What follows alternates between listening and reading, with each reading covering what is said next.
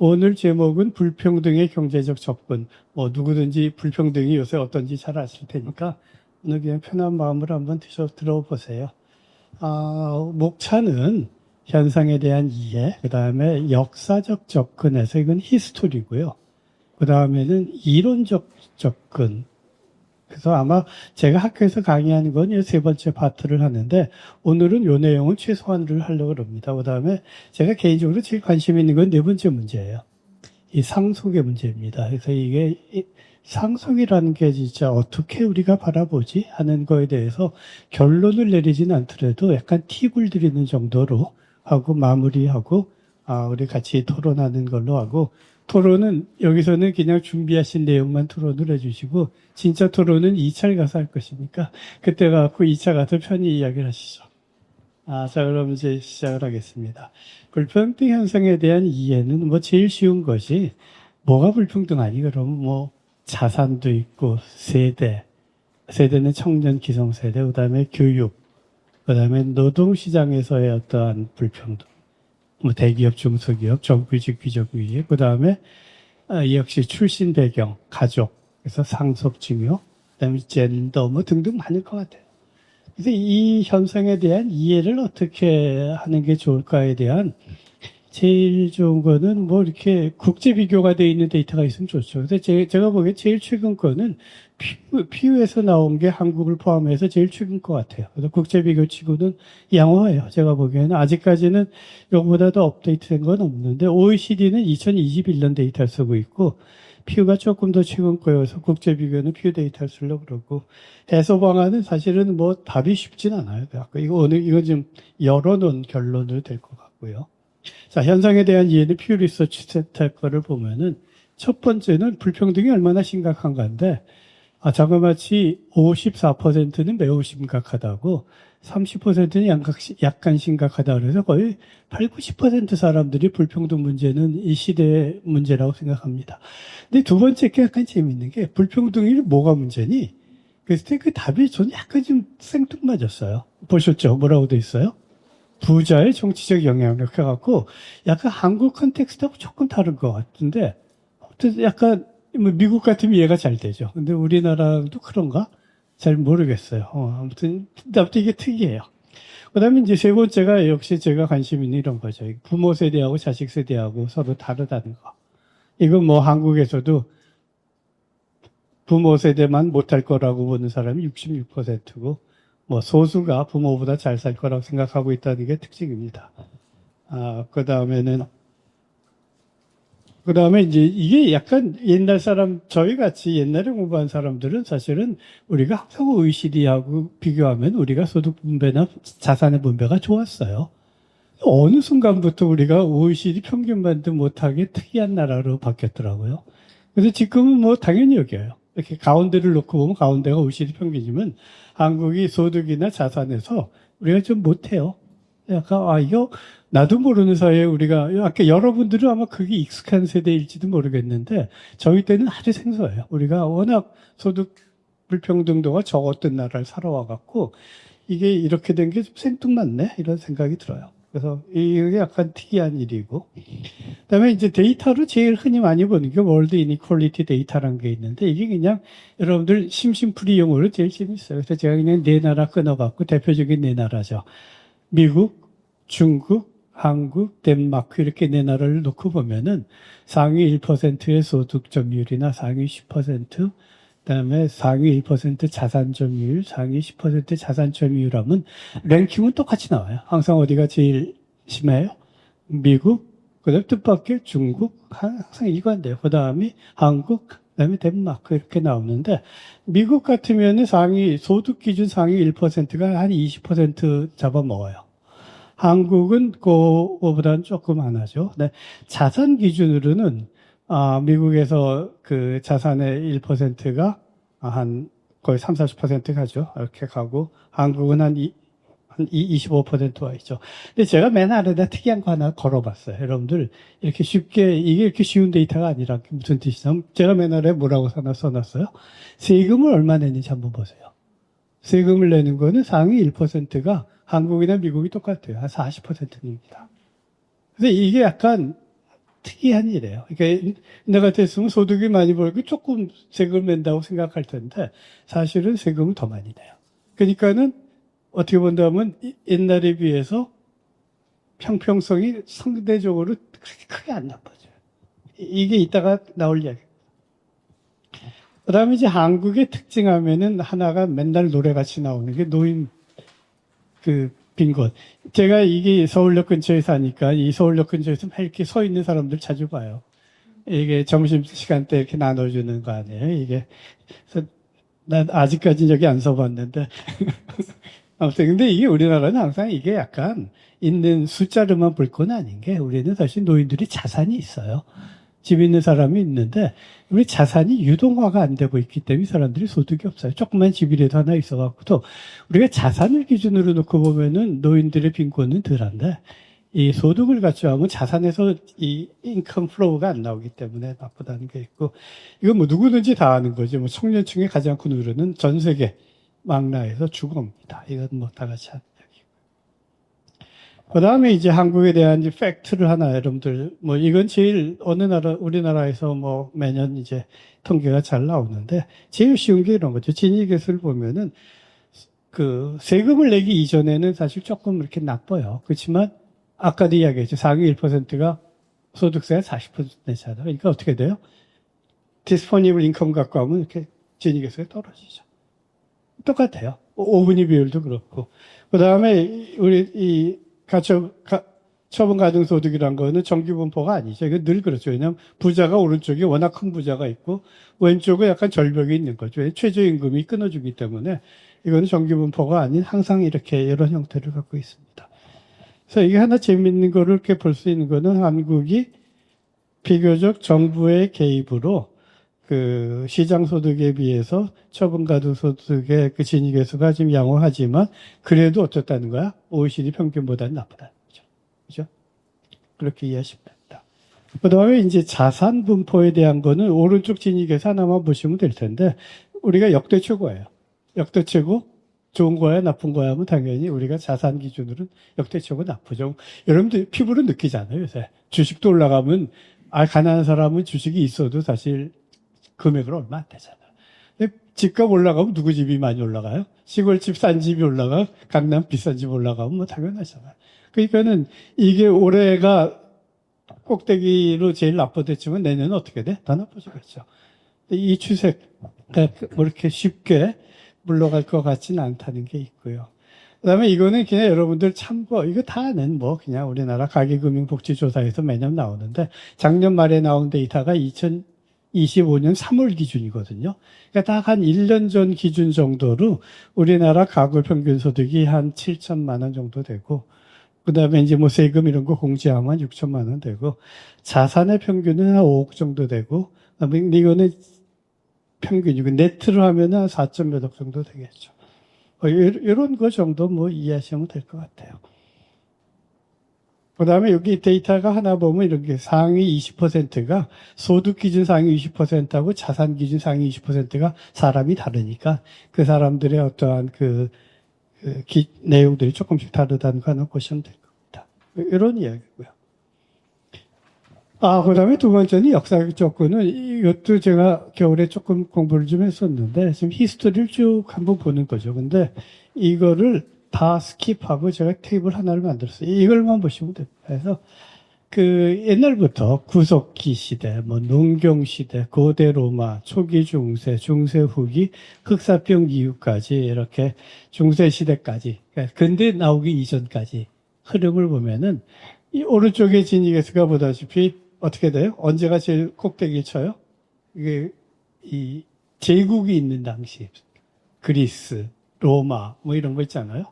그 제국 시대 때가 왜냐하면 기본적으로 제국 시대 때는 그 꼭대기 층 센이 뭐라 그러지 상원 이런 높은 사람들하고 몇 사람들이 재산을 갖고 있고 생산의 밑바닥은 누가 해요? 노예가 하니까 그 사람들은 진짜 아무것도 없잖아요. 그러니까는 그때가 제일 안 좋아서 근데 이거 이제 여러분들 이거 뭐야? 이 숫자 진짜야? 0.6이 뭐야 한다면 이거는 다 간접 자료죠. 그러니까 부작물 이렇게 보는 거죠. 이를테면 이집트 같으면은 보통 사람들은 죽었을 때 자산이 영원이잖아. 그냥 갖다 버리니까. 근데 그 피라미드에 있는 임금님의 자산은 어마어마하잖아. 그럼 그걸 갖고 한테 환가해갖고 일종의 그 자산 그 배분을 해갖고 그 진위계수를 만드는 식이니까 그 당시 인구 이런 걸 감안해갖고 그렇게 상대적인 값을 매겼을 때 제일 나쁠 때가 한 그 고대 로마 정도인데 그게 한 0.6 정도가 되고 제가 최근에 나온 책에서 하나 이렇게 재밌게 읽은 것들이 이건데 흑사병 이후에 이렇게 떨어지잖아요. 이게 누구의 기여가 제일 커요? 사람들 혹시 아세요? 흑사병의 은인이라 그럴까? 흑사병의 은인이 누구예요? 이제 제가 최근에 읽은 책은 그 Blood and Money인가 이런 그 전쟁과 어떤 그 재정에 관한 책을 하나 읽었는데 이렇게 거기서도 이야기하는 게 이게 다 징기스칸 덕분에요. 징기스칸이 이쪽에서 저쪽으로 말 타고 타닥타닥 사람 몰고 다니잖아요. 그럴 때 쥐들도 같이 움직여. 따라서 타닥 말 따라. 근데 쥐들 안에 뭐가 있는 거예요? 페스티균이 있는 거잖아요. 걔네들이 사람 몸으로 가서 달라붙는 거죠. 그래갖고 이 징기스칸 몽골이 서쪽으로 쳐들어갈 때 어디 일종의 뭐 돌연변이 같은 게 생겨서 사람한테 쥐균이 옮겨간 거 아니야? 그래갖고 그 서양으로 들어간 통로에 최초로 패스트가 만들어진 게 베니스예요. 그래갖고. 그래서 여러분들 그 아직도 기억하시겠지만 이렇게 사람들이 패스트 걸렸을 때 이렇게 잡아놓는 걸 뭐라 그래, 영어로? 그걸 쿼런틴이라고 그러죠. 그 쿼런틴이라는 단어가 뭐예요? 그 라틴어로 쿼런트가 40일이잖아요. 그게 베니스에서 처음에 하도 패스트 이상한 애들이 막 들어와갖고 걔네들을 40일 동안 베니스에 들어오지 못하게 막아놓은 게 그 40일 동안 막아놨다는 거죠. 그래서 이게 다 어떻게 본다면은 그 흑사병 이런 것들이 몽골에서 밀어간 건데 제가 읽은 책에서는 심지어 뭐라 그러냐면 바로 산업혁명의 그 사람은 그 직접적인 원인이 몽골 침략이라고 그러죠. 왜냐하면 이게 패스트를 일으켜갖고 어떻게 된 거야? 인구가 급격히 떨어지니까 인건비가 떨어지잖아요. 올라가잖아. 그러니까 인건비를 사람을 뭘로 대체해야 돼? 기계 수요가 필요하다. 그래갖고, 아무튼 재밌는 이야기들이 있는데, 아무튼. 그래서 이 흑사병 이후란 게 사실 엄청 큰 그 팩트로 작용하는 건데, 제가 여기 나오는 이 양반이 이제 워낙 유명한 사람이에요. 발터 샤이델이라고. 지금 이제 스탠퍼드 대학에 있는 양반인데, 이 양반이 쓴 책에 그저 하나 제가 동의하는 거는 이거죠. 역사적으로 경제적 불평등이 실질적으로 줄어든 시기는 언제나 대규모 폭력과 재난이 동반되었으며 평화롭고 점진적인 개혁만으로는 불평등을 줄인 사례는 없다는 거죠. 불평등은 이렇게 패스트가 온다든지 로마 제국이 몰락했다든지 이런 식이 된 때만 생긴 거지 지금같이 우리 정상 상황에서는 참 쉽지 않다라는 게 역사의 교훈이다라는 것 정도만 하고요. 그다음에 이제 제가 사실 개인적으로 이 공부를 하게 된 건 이 사람들 책을 읽으려고 했던 건데 제가 그냥 얼굴 아시나 싶어갖고 이게 왼쪽부터 누구지 알아맞힐 수 있어요? 이게 이 사람이 루소, 이 사람이 케네, 이 사람이 애덤 스미스인데 국부론이 올해 250주년이에요. 1776 미국 독립이랑 같아요. 그래갖고 올해는 그 국부론 평가가 많이 있을 거고 리카도, 막스, 파레토 여기는 이제 옛날 사람들.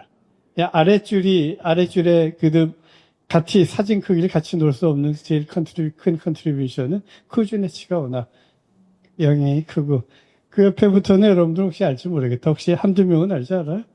그 옆에 있는 양반은 이제 밀라노비치라고 이 월드뱅크에서 소득 분배했던 양반이고 그 옆에는 제일 유명한 샌델이 있고 그 옆에는 또 그 피케티라고 있고 그 다음에 여러분들 잘 모르게 우들리츠라고 굉장히 재밌는 이코노미스트에 있는 일테면 이렇게 에디토리얼 쓰는 사람인데 이 오들리치는 사실은 그 메리토크라시에 대한 거를 계속 이렇게 복원해야 되는 걸 강조하는 사람. 그래서 뭐 옛날 이야기 이렇게 하면은, 뭐, 루소, 뭐 이런 거 다 하면 루소는 이런 거죠. 사유재산 때문에 불평등이 생겼다. 이거는 히스토리를 보면 그럴 수도 있을 거고. 그래서 철저히 이 불평등은 인간이 만든 거다. 뭐 이런 걸 거고. 이쪽 왜 케네부터 시작했냐면 이때부터 데이터가 있어요. 복원된 데이터가 있어갖고 당시 시대에 어느 정도 소득이 불평등했는지 이런 자산의 불평등 정도를 간접적으로나마 우리가 측정할 수 있기 때문에 그게 한 18세기 중반쯤 돼요. 그래서 이때부터 시작해요. 그래서 이 당시에 프랑스를 보면은 프랑스는 낙후해요. 낙후해야 되는 게 뭐냐면 농업 노동자의 비중이 한 50% 돼요. 근데 우리나라는 언제 50인지 알아요? 우리는 1970년쯤 돼야지 50이에요. 그러니까 한국의 1970년대 그 고용 구조가 이 서양으로 따지면 18세기예요. 그렇게 반면에 영국을 보시면 많이 다르죠. 영국은 인구의 50% 이상이 누구예요? 이게 노동자예요. 그리고 농민은 얼마 안 돼요. 그러니까 영국은 빨리 사람들의 몸값이 빨리 비싸져갖고 털어내고 공장으로 사람들을 보내기 시작한 거죠. 이런 데이터를 보면 이 당시에 그 프랑스는 정말 센 왕정이고 영국은 조금 어드밴스 됐지만 진익에서는 거의 고만고만해요. 18세기 한 0.5 내외 그렇죠? 이렇게 가는 거고 이 리카도가 한 19세기 초인데 이때부터 이제 본격적으로 이 데이터가 보여주는 거죠. 어떻게 돼요? 국민소득이 올라가는데 뭐가 따라 올라가요? 진위계수가 19세기 말까지 계속 따라 올라가요. 그러니까 소득의 증가가 뭐와 같이 가는 거예요? 불평등의 증가와 같이 가는 거죠. 전형적인 쿠즈네츠가 생각했던 걸 생각하면 봐야 돼요. 쿠즈네츠의 기본적인 모델이 어떻게 되는 거예요? 경제가 성장하면 소득이 증가하면서 불평등은 증가한다. 그래서 U 커브가 되는 거죠. 이런 모습이 전형적으로 영국에서 나타나죠. 그 다음에 이제, 마크스 시대에도 어떻게 보면 소득 분배는 나빠지는데, 하나가 달라지는 것이 있다면은 노동자들의 임금이 올라가요. 그러니까 노동자들의 생활이 한 19세기 중반까지는 여러분들 아는 영국의 유명한 소설가들 많잖아요. 가난한 사람들의 세상을 그린, 그게 누구야? 무슨 트위스트, 뭐지, 그게? 올리버 트위스트 나오는 거라든지 아니면 프랑스 같으면 그 빅토르 위고의 무슨 레미제라블 이런 게 다 19세기 중반 이야기거든요. 그때까지는 나빠지는데 그 이후부터는 이렇게 올라가요. 임금들이. 또 노동자의 생활들이 나아져요. 이런 것들을 이렇게 볼 수가 있을 거고. 근데 여기 보시면은 영국에서 큰 차이가 나는 게 지주는 상대적인 소득이 줄어드는 반면 자본가는 상대적인 소득이 올라가는데 이 이유 중에 하나는 자본가의 숫자가 줄어들어요. 그게 컨센트레이션이 생기는 거죠. 그래갖고 이런 것들을 보시면 될 거고. 마크스는 나름 열심히 해갖고 데이터가 많아요. 자본론을 보면은 당시에 왜냐면 당시에도 이미 세금 데이터가 있잖아요. 그 세금 데이터를 갖고 사람들의 소득을 간접 추정을 해갖고 그 데이터를 쓰고 있어갖고, 나름 데이터들이 있어서 이렇게 보기가 좋아요. 그래서 이 마크스하고 특이한 게 마크스하고 요 다음에 나오는 파레토가 같은 데이터를 써요. 그게 스코틀랜드에 세제 데이터를 써갖고, 이 파레토라는 사람이 이 재밌는 이렇게 소득분포 곡선을 그리는데 이게 무슨 말이냐면 이거는 다 기본적으로 누구의 데이터냐면 소득세를 내는 사람들의 데이터예요. 그러니까 어느 정도 아주 부자죠. 이를테면 이탈리 같으면은 얼마나 되나? 여기 앞에 나오죠. 세금을 내는 사람이 인구의 1.5%밖에 안 돼요. 그 1.5% 있는 사람들 이상의 소득이 트레이스가 되는 거죠. 그래서 그거를 갖고 사회가 어떤 일단 상위 꼭대기 사람들의 소득 분포가 어떻게 돼 있는지를 파레토가 많은 지역 통계를 갖고 해봤는데 특이하게 그 모습이 다 일관되게 이런 모습을 띈다는 거를 뭐 하는데, 뭐 디테일한 건 좀 넘어갔고요. 아무튼, 그래서 파레토는 특이한 현상을 하나 목격하는 게, 이 소득 분포가 이게 일정하다는 거를 발견을 해요. 그거는 스코틀랜드를 봐도 그렇고, 스위스를 봐도 그렇고, 독일을 봐도 그렇고, 영국을 봐도 그래갖고, 이게 소위 말하는 파레토의 2대 8 법칙이에요. 상위 20%가 80%를 먹는구나. 이건 자기 머릿속에 산 게 아니라 자기 통계적인 발견인데, 이 당시 데이터 통계들이 되게 희한하게 어디 사회에서든지 상위 20%에 속한 사람들이 80%의 지분을 갖고 있다는 걸 봐갖고, 아, 세상은 2대 8 아니야? 그래서 이 사회주의 이런 거를 되게 바보같이 여기는 게, 니들이 아무리 혁명을 일으켜봐라. 그래도 어떻게 돼? 2대 8이잖아. 뭐 이런 거죠. 그게 희한한, 특이한 그 파레토적인 발상입니다. 그 다음에 이제 제일 유명한 건 이제 쿠즈네츠고, 쿠즈네츠가 본격적으로 소득과 불평등에 대한 실증 분석을 한 것이고, 기본 맥락은 아까 말씀드린 거예요. 이렇게. 소득이 올라갈 때 어떻게 돼요? 불평등이 따라 올라가고, 어느 점이 지나고 나면, 근데 어느 점이 뭘 디파인 하는 게 좋은지는 소득 수준으로 할 수 있고, 아니면 도시화 정도로 할 수 있고, 나라에마다 다른데, 그게 어느 점을 지나고 나면은 이렇게 가라앉는다는 건데, 한국이 안 그래요. 이게 한국, 홍콩, 대만, 싱가포르이 처음부터 소득이 증가하는데, 소득 불평등이 올라가지가 않아요.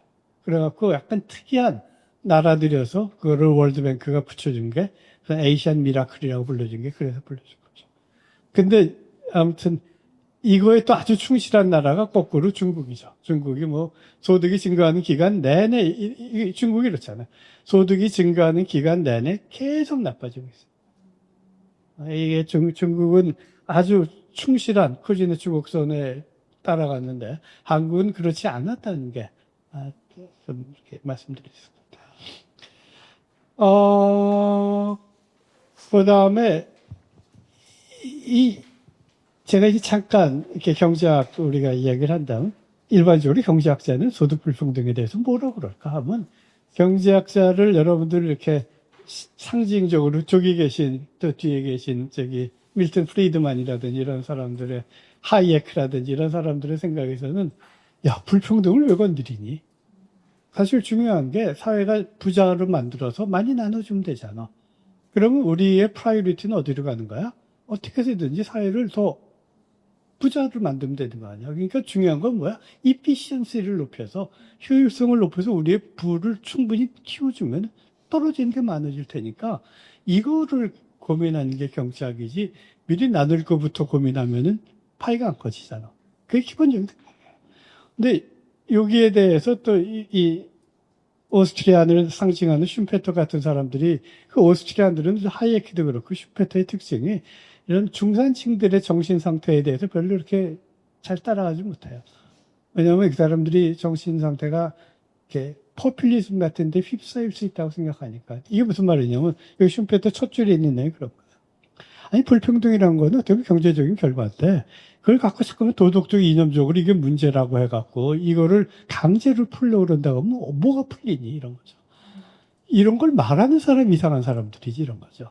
근데 그런 사람들을 사회에서 쳐내야 되는데 이 중산층들이 그 사람들 이야기를 듣다 보니까 민주주의 사회에서는 경제는 발전할 수 없는 거야. 이게 슈페터의 특이한 자기의 세계관이야.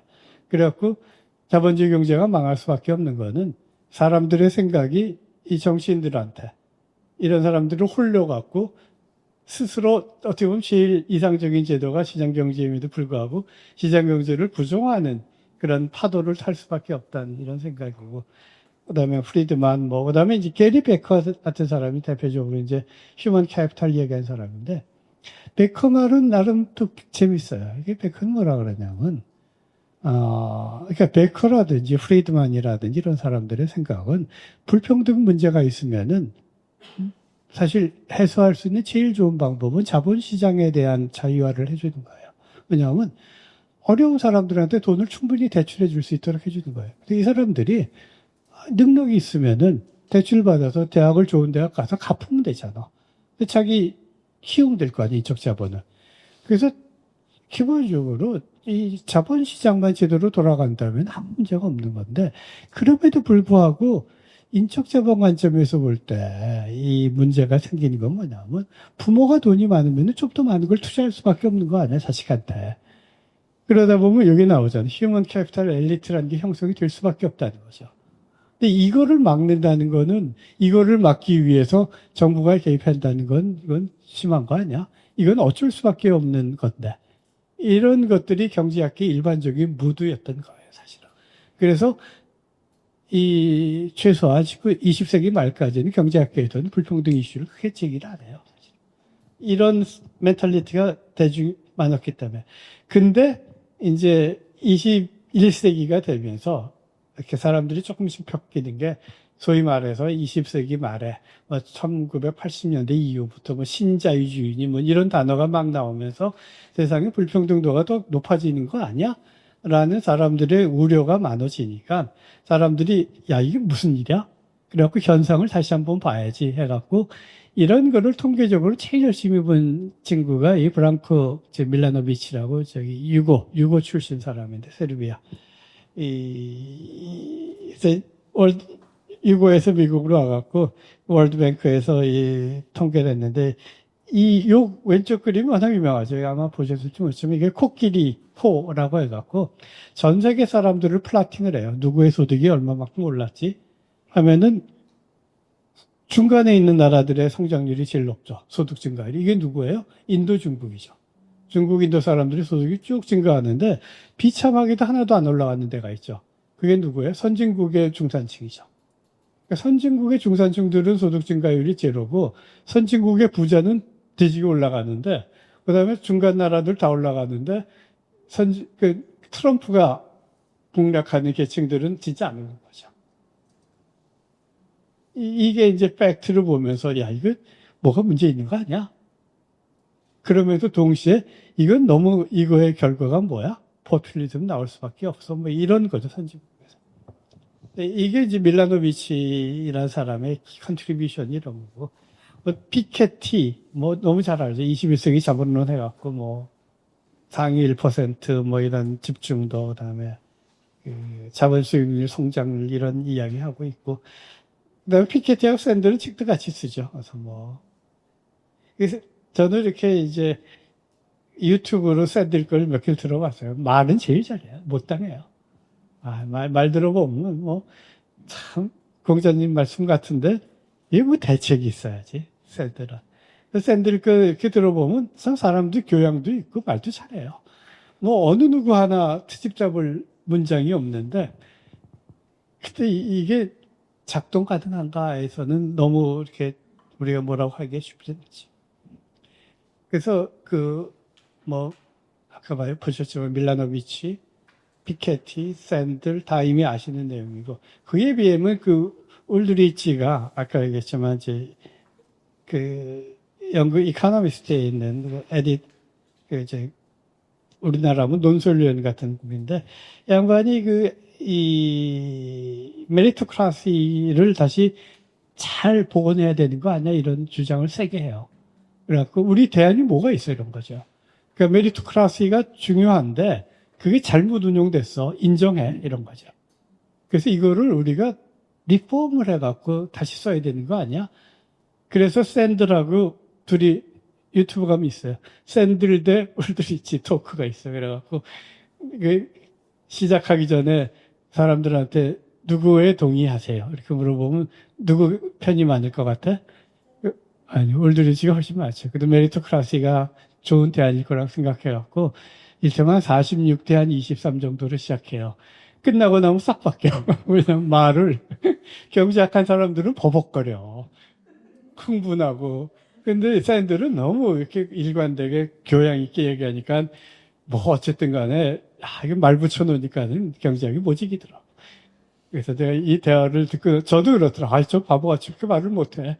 이런 생각이 드는데 한번 들어보세요. 한 50분짜리 둘이 한 거 있는데 아주 너무 결과가 재밌어요. 야, 이 경제학한 사람도 어디 붙여놓으면 안 되겠더라. 그래서 이런 이야기들이 있고, 그래서 이제 제가 우리나라 남산도서관에 가고 능력주의에 대한 책을 한번 다 꺼내왔어요. 그랬더니, 야, 우리는 한 병도, 한 권도 능력주의 칭찬한 책은 한 권도 없네. 다 죽일 놈이야, 다 죽일 놈. 어쩌면 이렇게 우리는 다시 고쳐 쓰자도 없고, 이거 갖다 버려야지, 있다, 이거 거의 이런 식이더라. 참, 우리도 이게 참 한쪽으로 바이어스는 크구나 하는 생각이 들어요. 고쳐 쓰자가 하나도 없다는 것도 참 특이한 일이었구나. 심지어는 이제 보사연 정부 출연 연구기관에서도 쓴 페이퍼도 마찬가지더라고요. 그래서 한국 사회에서는 능력주의를 이렇게 보고 있다라고 생각할 수 있고요. 자, 이제 그 다음엔 제가 그나마 이제 마지막으로 관심을 켜보는 게 나는 이 단어가 좋은 것 같아요. 이게 인헤리토크라시라는 게 이코노미스트에서 쓴 단어예요. 그러니까 우리말로 뭐라고 번역해야 될지 모르겠는데 어떤 상속증여의 영향력이 커지는 거죠, 사회에서. 그래서 우선 첫 번째 팩트는 뭐냐면 왼쪽 그림이 뭐예요? 아니면 이거는 상속 증여되는 금액하고 그 나라의 국민소득하고 비교했을 때 이탈리 같이 경제성장률도 낮고 자산이 약간 버블인 나라에서는 상속 증여가 매년 나오는 것이 국민소득이 한 20%까지 되고, 그렇죠? 대부분 나라는 10%를 좀 넘어가죠. 근데 이것이 100년 전에는 다 10%를 넘었었죠. 그렇죠? 이렇게 쭉 빠졌다가 이렇게 올라가는 거죠. 그래서 우리나라는 아마 보시면 알겠지만 우리나라도 거의 10% 다가와요. 한 8, 9%까지 와 있어요. 그래서 한국도, 그러니까 사실 이렇게 적은 돈은 아니죠. 국민소득의 한 10%라는 게 적은 돈은 아니니까. 그게 매년 떨어지는 거니까, 매년 부모에 의해서 자식에서 떨어지고 있는데. 근데 또 하나 확실한 건 뭐냐면, 어때요? 세금은 얼마나 거쳐요? 1%다. 상속증여에서 아무리 뻥치고 겁주고 그래도 그것이 실제로 가져오는 돈은 정말 이렇게 적다는 거죠. 그래서 이코노미스트에서 이제 이 문제를 다루면서 재미있는 자기들의 파인딩이 뭐냐면, 이네리토크라시의 중요성이 커지는 거는 이렇게 자산이 많은 나라. 어쩌면 이렇게 자산 규모가 많은 나라가 있잖아요. 나라마다 달라요. 일테면 금융자산의 규모가 나라마다 다를 거고, 나라마다 부동산 자산 규모가 다르잖아요. 그 나라 시장에 따라 다른데, 그 자산의 규모가 클수록, 인구 구조가 고령화될수록, 성장률이 낮을수록, 이네리토크라시의 비중이 커지는 거죠. 그렇게 따지면, 한국도 점점 요새 자산 시장이 버블이 커지고 있잖아요. 거기다가 우리 인구 구조는 고령화 빠르죠. 성장률이 늦죠. 그럼 한국에서는 어떻게 돼요? 이 이네리토크라시의 문제가 점점 심각해집니다.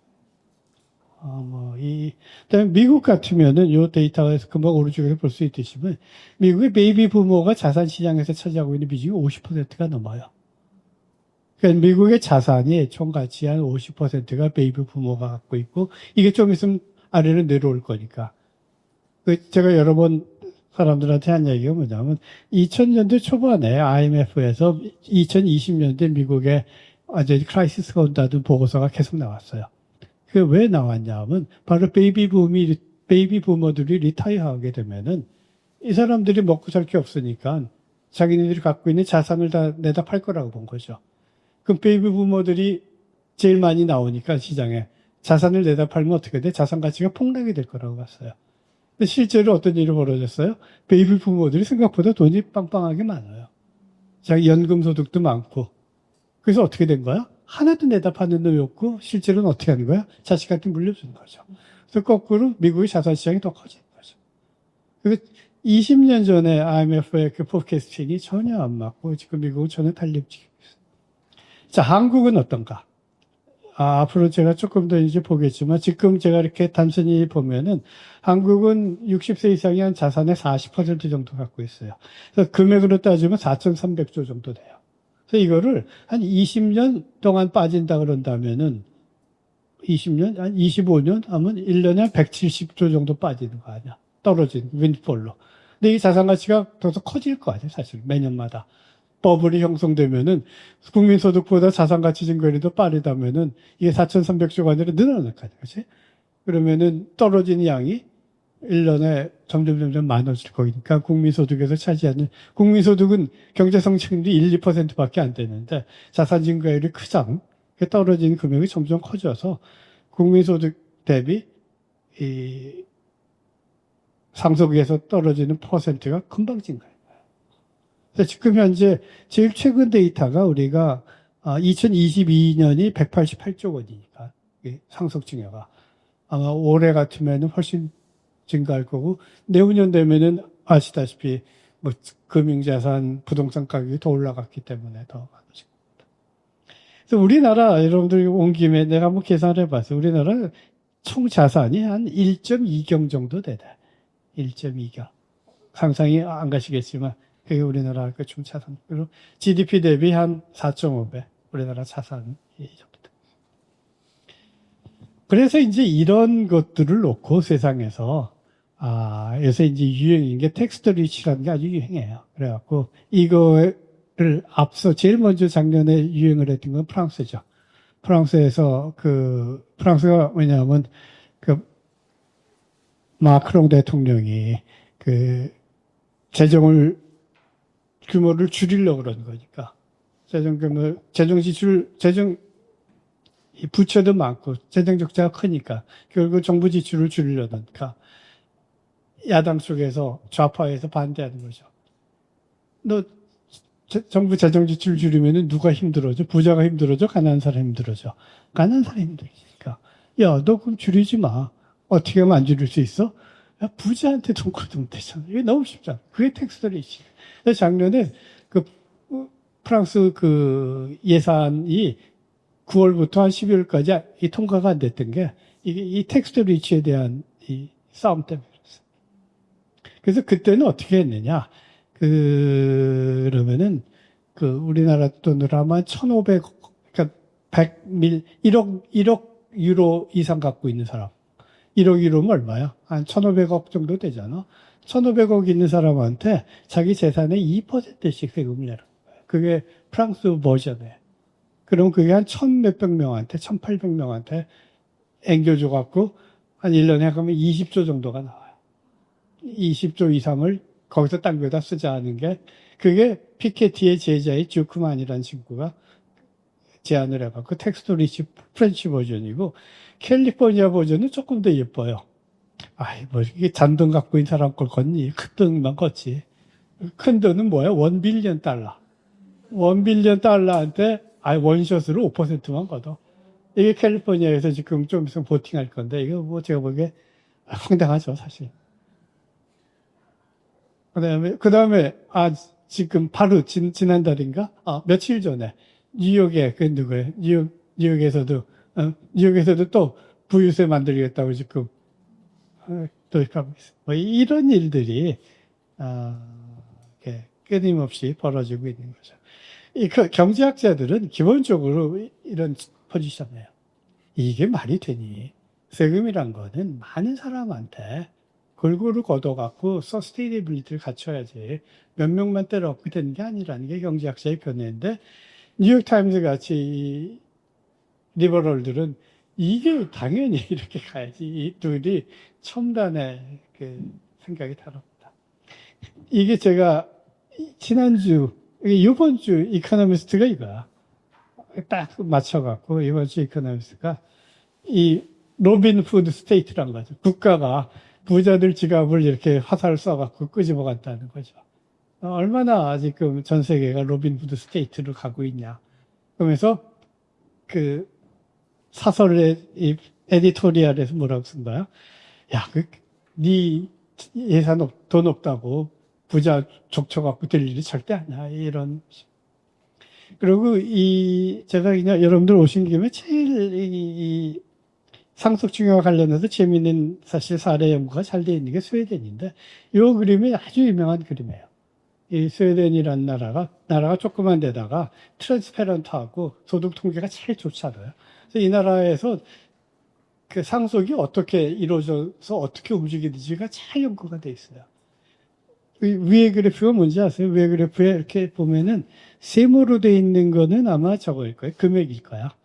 금액이 무슨 말이냐면 왼쪽부터 보면은 자산 규모가 낮은 사람, 오른쪽으로 가면 자산 규모가 높은 사람인데 자산 규모가 높은 사람들이 받는 상속 금액이 크겠지.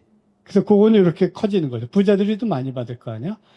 근데 자기 자산 대비 받는 금액을 찾아보면은 가난한 사람은 돈이 없으니까 많지, 차지하니까.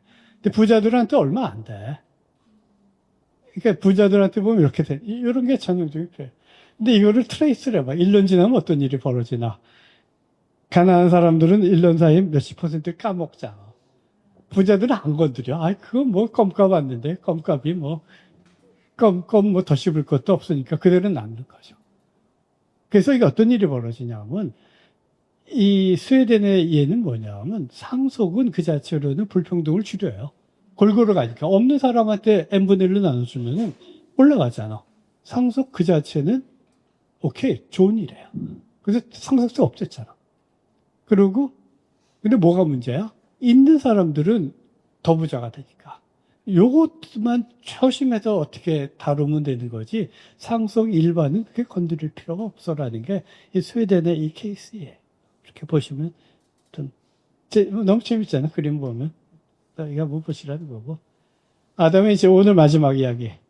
여러분들 결혼하신 분들 많고, 아직 결혼 안 한 사람이 있으면은, 어떻게 결혼을 할까? 누구랑 할까? 하는 거죠. 그냥 꼴린 대로 그냥 아무랑 잡아 랜덤하게 하나? 근데 우리 경제학자들이 제일 많이 쓰는 단어가 이 assortative mating이라는 거예요. 독립이라는 걸 한다고. 이게 끼리끼리 하는 거지. 근데 우리나라는 다행히 자산혼이 아니었어요. 소득혼도 아니었어. 제가 교육학하는 친구랑 이야기 보면 우리나라는 제일 많이 설명되는 게 교육이래요.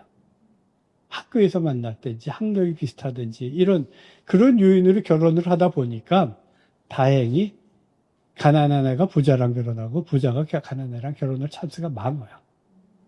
그래서 우리나라는 혼자 있을 때보다 결혼하고 나면 어떻게 돼? 소득 분배가 개선이 돼.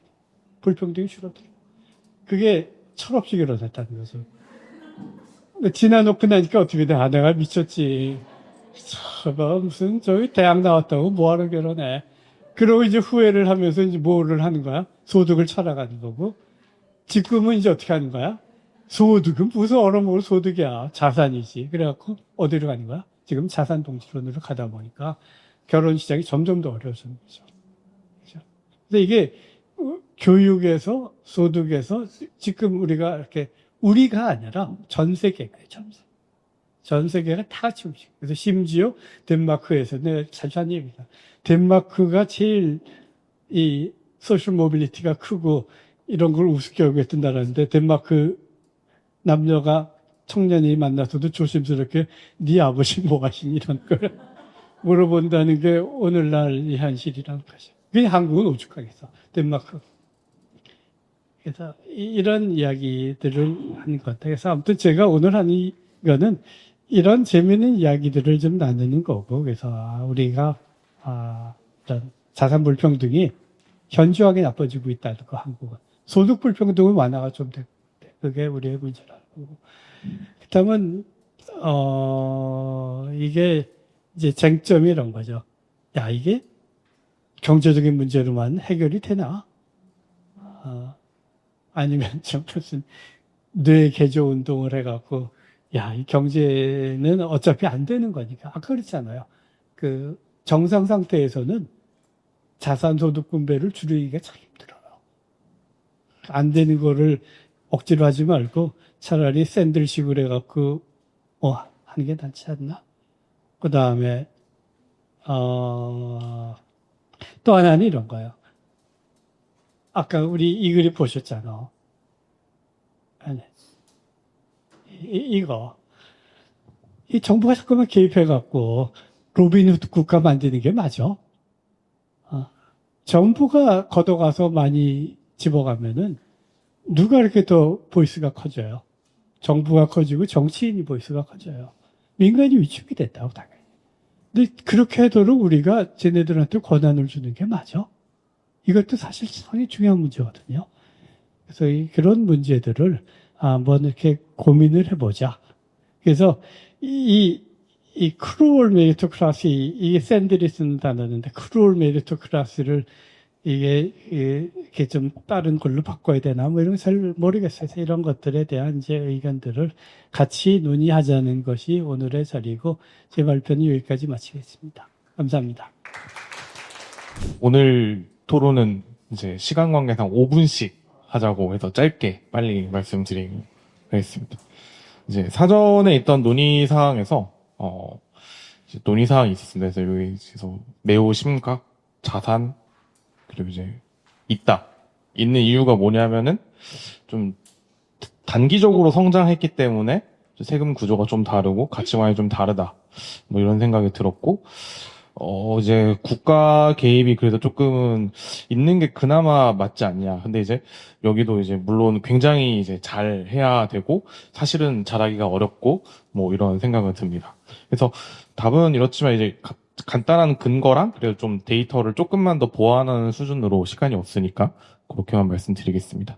교수님이 얘기해 주셨던 내용 중에서 그 OECD의 진위계수 데이터를 저도 똑같이 OECD에서 가지고 왔는데요. 이제 우리나라는 교정을 하면 조금 더 불평등도가 당연히 이제 정부가 개입을 하면 불평등도가 떨어지긴 떨어집니다. 근데 이제 굉장히 덜 떨어지는 나라입니다. 이게 한국이 여기가 아니라 요게 한국이거든요. 빨간 점이. 이게 뭐냐면은 가로축은 이제 그 시장 소득을 가지고 보는 거고 세로축은 이제 디스포저블 인컴 이제 해서 그 이전 소득이랑 이제 다 하고 나서 실질적으로 남는 소득인데 이 가로로 보면은 여전히 이제 굉장히 평등한 나라입니다. 처음 딱 소득을 받았을 때 시장 소득만 보면 세계에서 가장 평등한 편에 속하는 국가인데요. 상대적으로는 정부 개입이 좀 덜한 거죠. 그렇기 때문에 이 세로축으로 봤을 때는 약간 중간쯤에 위치한 것 같습니다. 예를 들면은 뭐 요런 나라가 일본이거든요. 일본은 우리나라랑 세후 소득으로 보면 이제 평등도가 상당히 유사한 나라지만 사실 마켓 인컴만 보면은 우리가 훨씬 평등한 요런 나라인 것 같습니다. 그래서 아까 전에 말씀드린 정부가 조금 더 개입해야 되지 않냐. 그래서 세계적으로는 그래도 우리는 좀 너무 덜 개입하고 있기는 하다. 그렇기 때문에 어떻게 보면 기회가 있는 거니까 좀 잘 개입할 수 있으면 좋지 않나 이런 생각이 하나 들고요. 그리고 가치관 관련해서 이제 방금 이제 역사적인 뭐 그런 얘기를 말씀을 드렸는데 우리나라는 사람들이 그 불평등을 굉장히 좋아합니다. 그래서 이제 평균적으로 이게 따진 건데 우리나라가 여기입니다. 이제 ROK가 여기고 여기 뭐 미국은 굉장히 평등한 걸 좋아하는 가치관을 가진 나라더라고요. 뭐 일본, 중국, 그리고 뭐 독일, 영국 뭐 이런 식입니다. 그래서 우리나라는 상대적으로 이제 불평등을 좋아하고 그걸 또 보면 이것도 재밌습니다. 그래서 이제 보면 우리나라나 일본 같은 데는 되게 정규분포 모양으로 사람들이 설문조사를 잘 찍더라고요. 근데 이제 다른 나라는 보면 막 되게 극단적으로 찍는 나라들이 많아요. 그래서 우리나라는 한 7 정도 이제 인센티브를 좋아하는데 능력주의를 굉장히 좋아하는 나라죠. 그래서 뭐 조금 간단하게 할 얘기는 굉장히 많지만 예를 들면 일본 같은 경우도 이제 우리가 그걸 좀 많이 따라왔을 것 같은데 뭐 어떤 교육을 통해서 우리가 신사회로 가야 된다 이런 게 어떤 능력주의 혹은 학벌주의 이런 거랑 연관이 되면서 되게 자연스럽게 줘야 된다라는 인식을 가지게 된 게 아닌가. 그렇기 때문에 상대적으로 정부가 덜 개입해 왔고 이런 가치관에 맞게 정부가 해오지 않았나 뭐 이런 생각도 조금은 듭니다. 이게 이제 그 월드 밸류 서베이라는 굉장히 큰 서베이인데 가치관에 대해서 질문이 엄청 많습니다. 근데 이제 Q106이라고 돼 있는데 106이 이제 이코노믹의 맨 첫 번째 파트에 있는 질문이었어요. 그래서 그게 좀 중요하게 보는 질문인 것 같았습니다. 그리고 이제 이거 예전에도 한번 했던 것 같은데 그 피케티에서 맞는 이제 교수님께서 소개해 주셨지만 WID 데이터베이스에 이제 피케티랑 이제 다른 이제 각국의 사람들이 이제 개입을 해서 이제 데이터를 제공하는 건데요. 그 1%, 10%의 웰스와 인컴의 비중이 이제 가장 키 데이터로 이제 나와 있고 또 다른 키 데이터 중에 하나로 나와 있는 게 그 웰스와 인컴의 레이쇼입니다. 그래서 우리나라는 이제 보면 이제 여기 끝에 있습니다. 여기 빨간색이 우리나라거든요. 그래서 보면은 그 인컴이랑 웰스랑 그 비중이 제일 이제 웰스 비중이 높은 거죠. 그래서 열심히 소득을 모아서 부를 내가 이룰 수 있느냐? 못 모은다는 거죠. 그렇기 때문에 실제로 불평등인 거랑 상관없이 내가 열심히 해도 여기서 뭐 되진 않을 것 같은데? 뭐 이런 생각이 많이 들게 되는 특징이 있어서 뭐 제목을 좀 이렇게 거창하게 써봤습니다. 그래서 보시면 이제 인컴은 중간쯤, 이제 불평등도가 여기 점선 10%, 1%로 마찬가지고요. 그리고 뭐 웰스도 마찬가지입니다. 중간쯤입니다. 뭐 조금 올라가긴 했지만 중간쯤인데 그 비중으로 보면은 좀 특징적이다. 이런 얘기를 하고 싶고요. 그리고 이제 교수님께서 이제 책을 몇 개 우리나라 걸 소개를 해주셨는데 이 박권일 씨 이분 책을 제가 재밌어 해가지고 좀 열심히 읽었었어요. 지금 가지고 오기도 했는데 사실 이 책이 좀 재밌습니다. 이 사람이 굉장히 까칠하게 글을 씁니다. 그래가지고 이제 좀 봤는데 그 여기서 이제 비판한 게 이제 송옥은 서울대에 있는 사회학과 교수죠. 그분이 했던 게 이제 좀 능력주의를 어떻게 감히 능력주의를 옹호하니 해서 이제 박권일 씨가 이제 비판을 한 어떻게 보면 이제 옹호한 글이 몇 개 있긴 있는 거죠. 근데 있는데 뭐 우리나라 이제 송욱은 씨의 이 글에서는 사람들이 너무 이 사람들이 남이 잘 되는 걸 배아파해가지고 능력에 따라서 잘 되는 걸 인정해줘야 되는데 이런 글을 썼는데 이제 박권일의 비판은 무슨 소리냐 우리나라는 전혀 다르다 뭐 이런 식의 비판을 해서 1단계는 이제 이 송욱은 교수에 대한 비판을 좀 했습니다. 해서 이제 평가가 공정하지 못해서 능력주의가 발현되지 못한다 아니다 이거는 뭐 그런 게 아니다라고 비판을 하고 이제 얘기를 많이 했죠. 롤스나 샌델류에 대해서 이제 비판을 똑같이 합니다. 그래서 행운, 타고난 재능 뭐 이런 거를 고려해야 해서 뭐 하여튼 능력주의라는 게 결과적으로는 불평등을 재생산하는 뭐 그런 이데올로기다 이런 비판합니다. 보통 여기 정도까지가 이제 생각할 수 있는 비판인데 이분은 상당히 까칠한 분이기 때문에 이제 3단계의 비판이 있습니다. 그래서 능력주의 자체가 없는 개념이다. 아예 이렇게 강력하게 주장을 막 하더라고요. 그래서 이제 아마도 이제 이분이 이제 맥락이 이제 좀 약간 위에서 내려온 좀 엘리트가 뭐 이렇게 해야 돼 이런 걸 좀 고깝게 생각하는 것 같아요. 그래서 좀 그런 느낌으로 얘기를 하던데 이 부분이 좀 흥미롭습니다. 이제 폴 로머가 이제 이런 말을 했다는데 저도 제 인용이라 뭐 진짠지 이런 말 했는지 모르겠지만 뭐 거짓말은 아니겠죠. 그래서 대졸 엔지니어가 인적 자본이 사실은 비슷한데 이 사람들이 그렇게 압도적인 생산력을 내는 이유는 이제 엑셀이 있지 않습니까? 뭐 LLM이 있고 인터넷이 있지 않습니까? 이러니까 이제 가능한 거지. 사실 개인은 그렇게 바뀌지 않았는데 이렇게 주는 게 맞냐? 그리고 이제 정말 이 생산성에 대한 기여냐 혹은 어떤 희소한 생산 요소이기 때문에 기여를 인정해 주는 거냐, 뭐, 이런 류의 비판을 하면서, 사실은 이제, 능력주의는 없는 개념이 이렇게까지 강하게 비판합니다. 여기 동의해서 이거를 제가 가져온 건 아니고요. 뭐, 이러면 이제, 과연 이제, 능력주의가 근데 이제 아예 없어질 개념은 당연히 아닌데, 어떤 수준에서 적용되어야 하는가, 그리고 이제 우리나라는 현재 어디에 있고 어디로 가야 되는가, 이런 걸 좀 고민해 볼 필요는 있을 것 같습니다. 감사합니다. 네. 토론을 하게 된 김신주입니다. 교수님의 또 말씀을 듣고 이제 몇 가지 논의 사항들을 좀 정리를 해봤는데 첫 번째 질문에서 저의 생각은 약간 심화해서 매우 심각으로 이전이 되고 그 불평등 문제가 좀 사회적으로는 가속화되고 있는 분위기가 아닐까라는 생각을 좀 해봤습니다. 두 번째로 불평등 중에 어떠한 불평등이 가장 심한가라고 했을 때 첫 번째는 소득, 두 번째는 자산이라고 해서 사실 저는 여기에서는 뭐 좀 두 가지 모두가 좀 자산 불평등 그리고 불평등을 심화시키는 요인으로 작용하고 있지 않나라는 좀 생각을 해봤고요. 우리나라의 이 불평등 심화 정도는 뭐 경향의 정도의 차이는 있겠으나 그 경향성을 봤을 때에는 사실 우리나라만의 특별한 현상보다는 좀 전 글로벌적인 트렌드가 아닌가라는 생각을 나름대로 하고 있습니다. 4번의 질문은 제가 1, 2, 3보다는 아직 사실 좀 정리가 덜 된 부분이기도 하고 개인적으로 아직도 좀 고민을 하고 있는 건데요. 불평등이라고 현상이 어느 사회에서도 제로로 수렴할 수는 없다라고 저는 생각을 하고요. 다만 이러한 불평등 형상을 좀 완화시킬 수 있는 방법들을 고민하는 것이 보다 더 현실적이고 좋은 대안이 되지 않을까라는 방향성은 가지고 있습니다.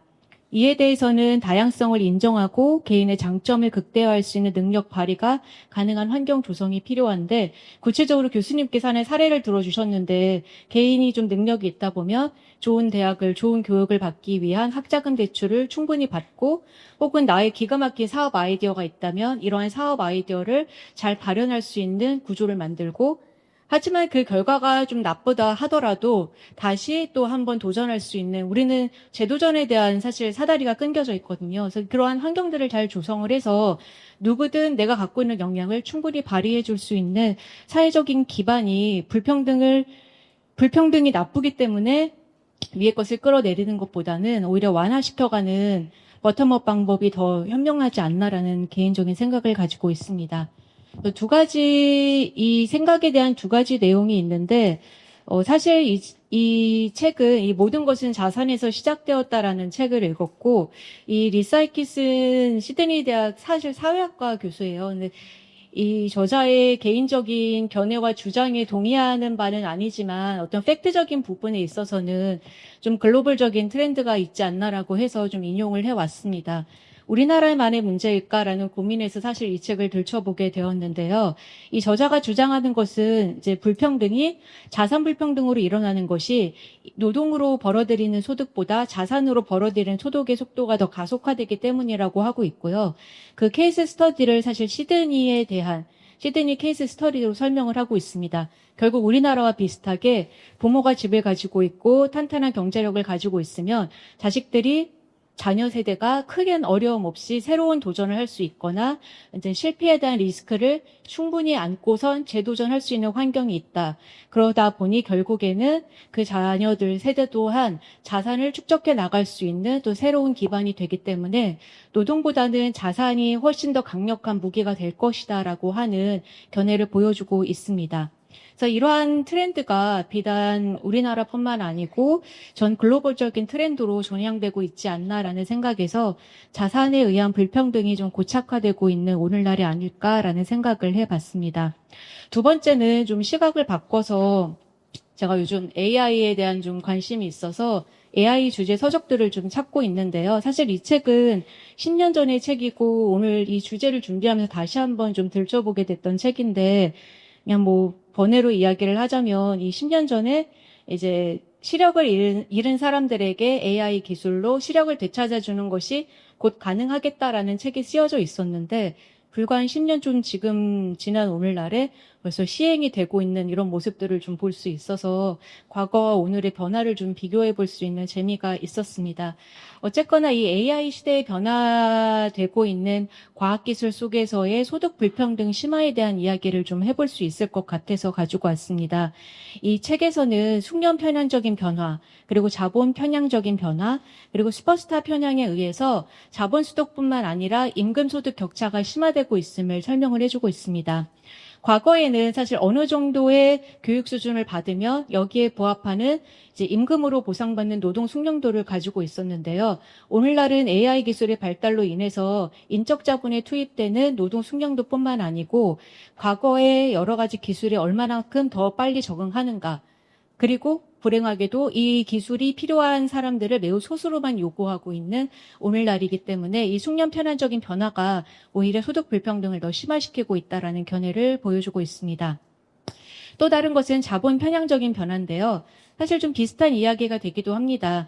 결국에는 물적 자본으로 대체되는 자본 편향적 기술 변화로 자본 소유자의 이익 증대가 늘어나기 때문에 결국에는 노동자에게 돌아가는 소득 분배율이 줄게 됨으로써 자본가들이 기술 발전에 의한 자산 축적을 조금 더 빨리 할 수 있다라고 하는 모습들을 보여주게 됩니다. 마지막은 좀 재미있는 부분인데요. 동일한 어떤 탤런트를 갖고 있는 사람이라도 아주 미묘한 차이로 조금 더 커닝한 사람이 모든 것을 다 가져가는 소위 말하는 승자독식의 구조로 점차 가속화되고 있는 모습 때문에 에도 소득 불평등이 심화되고 있다라고 설명을 하고 있습니다. 그래서 이러한 두 가지 모습을 보았을 때 경제 패러다임 변화, 다시 말해서 노동소득보다는 자본에 의한 어떤 부의 축적이 더 빨라지고 있다라고 하는 경제 패러다임 변화, 그리고 AI 시대 기술 변화에 따른 부의 축적이 가능한 환경 조성으로 인해서 불평등이 점차 심화되고 있는 모습을 보이지 않을까 저는 생각을 해봤고요. 그렇다면 이러한 부분들을 좀 환경 조성을 개선해서 조금 더 부를 쌓아갈 수 있는 기회를 많이 주는 것이 더 좋다라는 생각을 했습니다. 사실 우리가 딱 태어나는 순간 우리가 물려받을 수 있는 자산은 이미 주어진 것이라고 가정을 하고요. 이런 것에 대해서 불평을 하기보다는 오히려 나의 역량을 더 발휘를 해서 나도 하나 더 자산을 쌓아나갈 수 있고 부를 축적할 수 있는 수단을 모색을 하는 방법들을 많이 사회적으로 논의할 수 있는 것이 중요하다라고 생각을 했고요. 앞서도 한번 말씀을 드렸지만 이런 개인의 장점을 극대화하는 과정에서 오히려 실패를 좀 잘 딛고 일어날 수 있는 환경 조성이, 다시 말해 좀 세련되게 이야기하자면 실패 시에 사회적 안전망 구축과 재도전이 가능한 역동적인 환경 조성이 필요하지 않을까 정도로 현재 개인적으로는 좀 생각을 해봤습니다. 아직 구체화되기에는 조금 더 저희 고민이 필요할 것 같습니다. 감사합니다. 네, 안녕하세요. 윤혜선입니다. 우선 불평등이라는 키워드가 사실 되게 불편해서 제가 평소에 의식적으로 회피했던 그런 키워드였던 것 같은데, 오늘 교수님 발표를 통해서 좀 이렇게 불편한 키워드 한번 마주해보고 좀 더 자세히 들여다볼 수 있는 시간을 갖게 되었던 것 같습니다. 네, 먼저 한국 사회 불평등이 얼마나 심각하다고 보느냐에 대한 질문에 대해서 약간 심각하다고 답변했는데요. 한국이 다른 전 세계 국가 대비 특별히 더 불평등하다고 단정하기는 어렵지만 격차에 대한 인식이 사회적 긴장을 키우고 있다는 점에서 약간 심각하다고 생각했습니다. 능력, 선택, 노력, 환경이 모두 다르기 때문에 격차는 언제나 존재한다고 저는 생각은 하지만 지금은 그 차이가 약간 공정성에 대한 의심, 또 상대적 박탈감, 또 사회적 위화감으로 확산되고 있는 것은 저도 이제 공감하고 있는 부분이라 그렇게 이제 생각을 했습니다.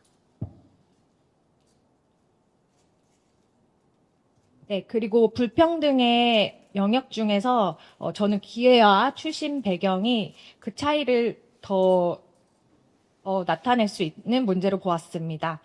능력과 노력의 차이는 어느 정도 수용할 수 있다고 생각했지만 그런 출신 배경, 개인이 스스로는 극복하기가 가장 어려운 어떤 요소 같습니다.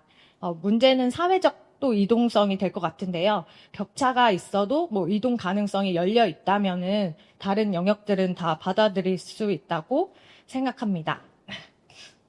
그래서 제가 부자 보고서를 가지고 왔는데요. 여기에서 이제 한국 부자가 부를 이룬 원천을 보면 과거에는 그래도 부동산에 많이 집중되어 있지만 최근에는 뭐 사업소득이라던가 금융 투자로서 많이 부를 이룬 것으로 보아서 그래도 소득과 자산은 어느 정도 노력이 가능한 부분이라고 생각을 해서 가장 개인의 노력이 개입될 수 없는 부분으로 제가 그냥 출신 배경과 기회를 생각했습니다. 네, 또 저는 우리나라가 과거에 비해 자산 불평등이 심화된 이유, 특별한 이유가 있는지 무엇이라고 생각한다고 보면 한국의 특수성이라기보다 저도 저성장, 고령화라는 구조적 환경의 결과라고 생각을 했습니다. 성장 둔화되면 당연히 노동소득을 통한 자산 축적 어렵고 기존 자산 보유 계층의 우위가 강화될 수밖에 없기 때문에 그렇게 생각을 했고요. 또 성장이 빠른 시기에는 그런 것들이 이제 자산으로 연결되지만 지금은 성장이 둔화된 환경에서 보유 여부는 훨씬 더 큰 영향을 미치고 있다고 생각합니다.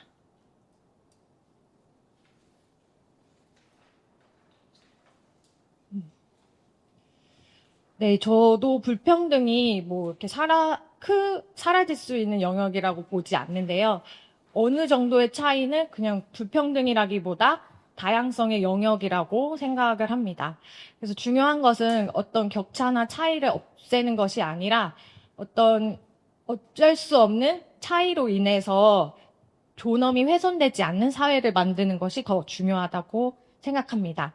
모든 격차를 동일하게 맞추려는 그런 개입들은 또 다른 비효율과 갈등을 만들 수 있다고 생각을 하고요. 대신에 사회적 이동성을 높이는 정책, 그다음에 기회의 접근성을 넓히는 구조 이런 것들이 더 현실적이라고 생각합니다.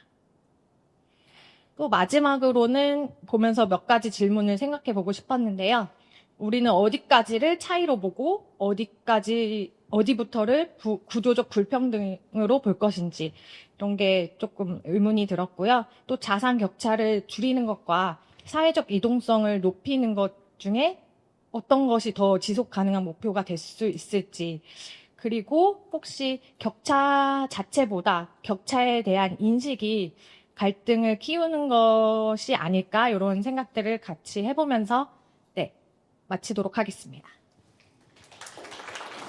아, 네, 안녕하세요. 제가 그제 사천에서 올라와가지고, 예, 아니, 대전에서 올라왔지만 사천에서 올라오면서 서울을 다니면서 이것저것을 많이 봤어요. 뭘 봤냐면, 아파트를 지나갈 때마다 호갱노노라는 어플을 켜봤습니다. 네, 네, 저 집값이 얼마인지를 알려주네요. 네, 예, 네, 저런 아파트는 얼마일까 했는데, 뭐 100억, 네, 뭐 저기 뭐, 보증금이 100억이고 뭐 평당 1억 얼마 이런 게 있더라고요. 그게 오늘 주제랑 좀 관련이 있거든요. 네, 일단 시작하도록 하겠습니다. 저도 불평등에 대해서는 이야기를 잘 안 해요. 왜냐면은 불평등이란 단어는 어쨌든 감정적인 게 들어갈 수밖에 없어요. 성장 환경에서 뭐 그런 것들도 있고 저 역시도 이제 불평등에 대해서 아주 좀 불편한 그런 기억들이 많이 있고 그래서 일단 관점을 이제 한마디로 좀 말씀을 드리자면은, 저는 이 불평등이 단순한 이제 소득 격차가 아니라, 이 우리나라에서 이 자산이 어떻게 형성되는지, 그런 이제, 그리고 어떻게 집중되는지에 대한 좀 구조에 대해서 좀 생각하면서 좀 고민을 해봤습니다. 저는 한국 사회에서 이 불평등이라는 게 얼마나 심각하냐를 봤을 때, 소득은 좀 안정적이라고 좀 보는 편입니다. 뭐 아까 자료도 있었지만, 근데 자산 불평등이 좀 갈수록 좀 심해지고 있는 것 같습니다. 네. 그 아까 자료에도 있듯이 이제 2010년 이후에 이제 소득은 좀 개선 흐름이 있어가지고 아마 뭐 정부 정책도 있을 거고 뭐 여러 가지가 있을 텐데, 하지만, 그래서 이제 소득 분배가 악화됐다고 보기는 좀 어렵고, 근데, 이제 자산으로 봤을 때는 가계자산의 대부분이 뭐 우리가 아시다시피 뭐 자료를 보지 않아도 이제 금융보다는 좀 부동산에 많이 집중이 되어 있고 그리고 이제 자산에 의한 그 수익률 하고 그리고 상속에 의해서 이제 계속 그 격차가 좀 심해지는 좀 그런 구조가 좀 고착되어 있는 거로 좀 생각이 듭니다. 그래서 이게 어떻게 형성되는가를 봤을 때를 보면은 네, 그렇게 보는데, 일단 이제 불평등에 대한 우려를 봤을 때는 또 전 세계적인 흐름이라고 생각하고 또 한국만의 좀 특수한 현상은 아니라고 생각이 듭니다. 네.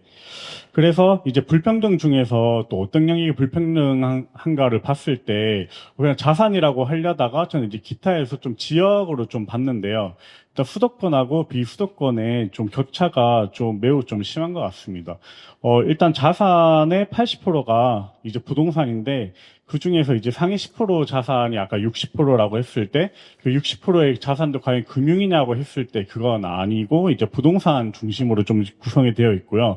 그리고 이게 주로 이제 부동산을 하면은 단순한 그냥 투기적인 그런 것보다 우리가 사실 이제 정부에서도 이제 부동산에 대해서 문제를 좀 많이 이야기를 하는 거는 사실 우리가 주거와 좀 관련이 되어 있으니까 아마 그렇다고 생각을 하는데 이 불평등이라는 게 그냥 단순히 소득으로 볼 것인가 아니면 그냥 자산 격차로 볼 것인가라고 보기에는 이제 공간에 진입하는 비용의 문제라고 저는 생각이 듭니다. 뭐 이제 불평등의 원인이 이제 뭐 자산 기회 뭐 교육 뭐 여러 가지가 있겠지만 일단은 저는 이제 이 공간 구조가 이제 매개가 되어 가지고 좀 많이 심각해지지 않냐라고 생각을 합니다. 좀 심화된 원인을 좀 생각을 해봤는데 이제 그 교수님이 주신 자료를 보고 좀 거기에 중점으로 좀 생각을 해봤는데요. 이제 아무래도 이제 자본 수익률이 이제 경제 성장률보다 높은 거 제가 직접적으로 체감한 게 뭐냐면 제가 20대 중반에 사실 이제 부동산에 좀 관심을 가지고 이제 집을 매입하는데 좀 거기에 머리가 좀 된 게 뭐냐면은 제가 세종시에서 근무를 하고 있는데 제가 1년 동안 저축을 한 돈보다 분양가가 더 올라갔어요. 네, 돈을 모아서 집을 사야지라고 생각을 했는데 돈을 모아서는 영원히 집을 못 사겠구나. 내가 아까 그 말씀하신 거에서 그 뭐라고 해야 되죠? 자산을 매입할 수 있는 능력이라는 문구가 좀 들어왔거든요. 제가 그때 생각한 게 교직원 공제에서 풀로 대출을 받고 마이너스 통장을 풀로 받으면 얼마 받을 수 있지?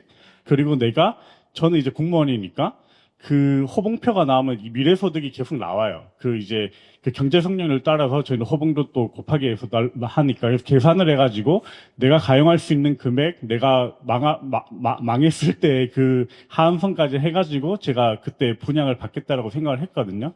그러니까 그렇게 되는 거죠. 네, 그래서 이제 일단은 자본 수익률이 이제 이 성장률보다 높은 구조.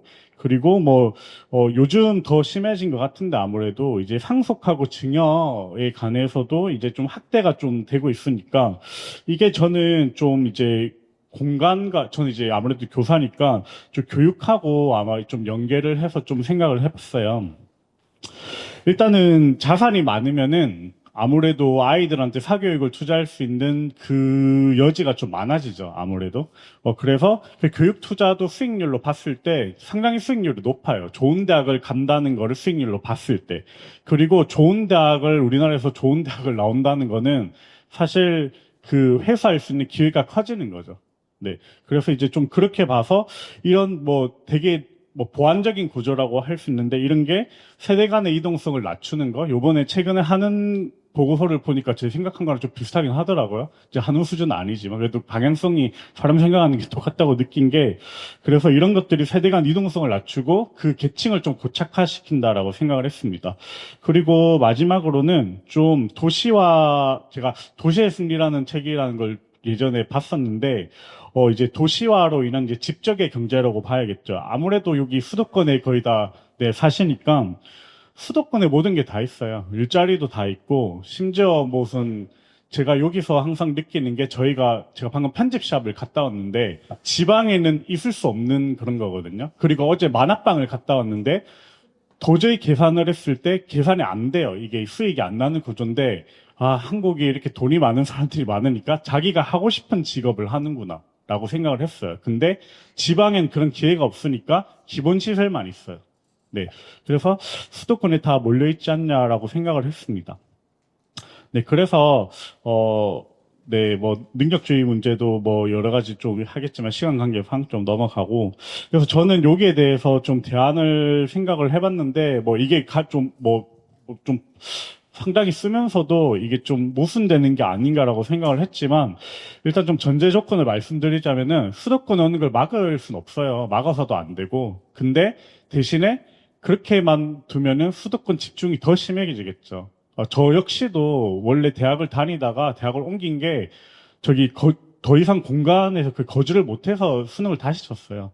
네, 그래서 일단은 이제 첫 번째 이동성을 향상시켜야 된다는 이런 전제에서 좀 크게 세 개로 나눠봤는데 일단 아무래도 이 사교육이 이게 격차가 저는 유아초등 때부터 이미 끝났다고 생각을 해요. 그때 형성된 게 스노우볼이 돼가지고 중고등학교 때 아무리 자원을 투입한다고 해서 애들이 잘 하지 않아요. 그래서 아무래도 교사니까 공교육을 강화를 해가지고 좀 유아초등 때 조기 격차가 어떻게 좀 완화가 될 수 있는지에 대해서 좀 심각하게 좀 고민을 해봐야 될 것 같고요. 왜 정부가 이제 많은 사람들이 세종 공공유치원 미달이거든요. 미달이에요. 근데 사립 유치원은 못 들어가고 영어 유치원에 들어갈 수도 없습니다. 이런 거에 대해서 좀 고민을 해봐야 될 것 같고 그리고 이제 지방 거점 대학이 강화가 돼야겠죠. 왜냐하면 대학이 사라진다는 거는 그 지방의 모든 경쟁력이 사라진다라고 저는 생각을 하거든요. 네, 그리고 입시 제도 역시 지금 이제 수시로 가기도 하고 이제 수능으로 가기도 하지만 이거는 그냥 학원 잘 다니면 사실 성적이 높아지는 게 이미 나왔잖아요. 근데 투입 많이 하면 성적이 높아지는 게 나왔기 때문에 정말 다양하게 이게 좀 전형 같은 걸 고민을 하고 기회를 좀 많이 열어야 될 것 같고요. 그리고 이제 청년들이 이제 수도권을 좀 접근을 할 수 있게 좀 여러 가지로 고민을 해서 좀 비용적으로 이제 기회를 만들어 준다고 해야겠죠. 내가 수도권에 와서 뭔가 도전할 수 있는 기회가 있어야 되는데 저도 이제 제가 이제 기른 아이들이 이제 좀 대학생이 이제 된 아이들이 있는데 서울에 갈 수 있는 성적을 받은 애들이 있어요. 근데 서울에 못 간 애들이 있습니다. 왜냐면은 서울에 집을 못 구해서 모두가 장학금을 받을 수 있는 게 아니잖아요. 그런 애들이 이제 가까운 충남대학교나 이런 데 가가지고 이제 공무원 준비하고 하더라고요. 그래서 그런 것들을 봤을 때 좀 주거이동성에 대한 고민을 해야 되지 않냐는 생각을 하고 그리고 가장 건전한 사회는 저도 어제 자는 사이에 많은 자산을 잃었는데 주식시장인데 네.